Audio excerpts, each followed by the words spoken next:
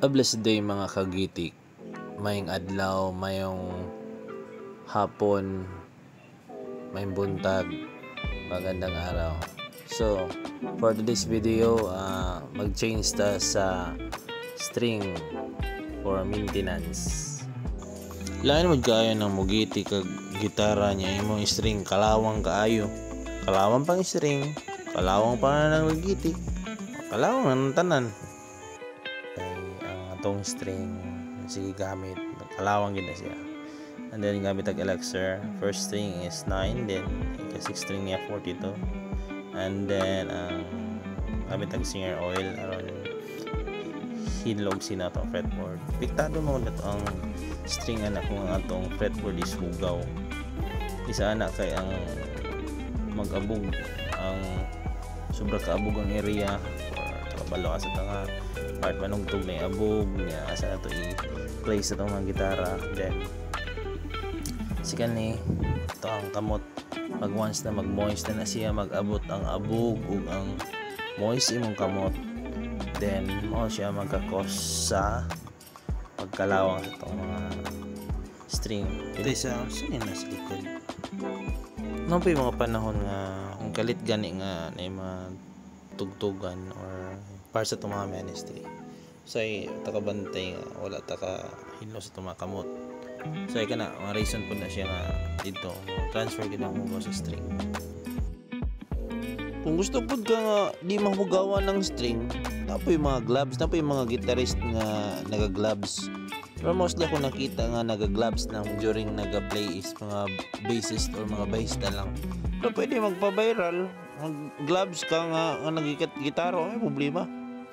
Tong gloves ba nga kuan, tong leather ba na or cloth, ayaw lang tong gloves nga pang boxing. Gloves nga pang kuan ba, katong pang pastil, pang silopin. Joke lang. During a part mga kagitik is nagamit tag tools sa pangtuyok ang machine heads niya. Kalimot mga ko yung mga kagitik sa pangalan na ito ba. Kanina ko parang ginatuyok-tuyok na ako sa machine heads ba. Hindi na kung dito akong palit. Eucalyptus. Nasa ko mga abil. Hindi na ako malitos. Basta kalimot ko. Basta maningkamot ko mga kagitik na ma-search na ko na siya. Kaya kung ginatuyok-tuyok sa machine heads ang advantage na mga kagitik is kung medyo nagdali ka gamay, imo hagid siya tao diretso ang string kay kuan man nakagamit mga tools. Pero na po yung mga uban nga nagagamit po sila gid og mga power tools kato lahi na gid po itong level sa pagdali, mas bas-bas na dito mat. Pero pwede gud gyapon na siya mano-mano mga kagitik kanang common man ang buhat mo na tugod na ginatuyok ko siya kamot-kamot lang. Pero kung gusto ka medyo mo level up imong kapaspas gamay, kasi gamay lang gamit ka na tools. Gawas na ito mga kagitik kung ako nakita nga Gibson electric guitar na mo ganaga auto-tune siya once na mayabag din. Kung puli kang string, suksok lang mo niya, piluto lang tayo yung push button. Ito pero ito diya, matik na yan siya.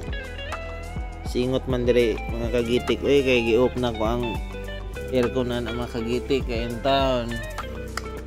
Mahal kayong kurintis, bayro noon niya. Pay kurinte nga. Human naman ang December niya, mura mag-Christmas light ang kurinte dire. Ay sige unan off. Sama ni nga kuan, sama ni. Itaw, balik ta sa tungkuan. So yan maintenance mo kana sa likod niya muni ko kayo niya.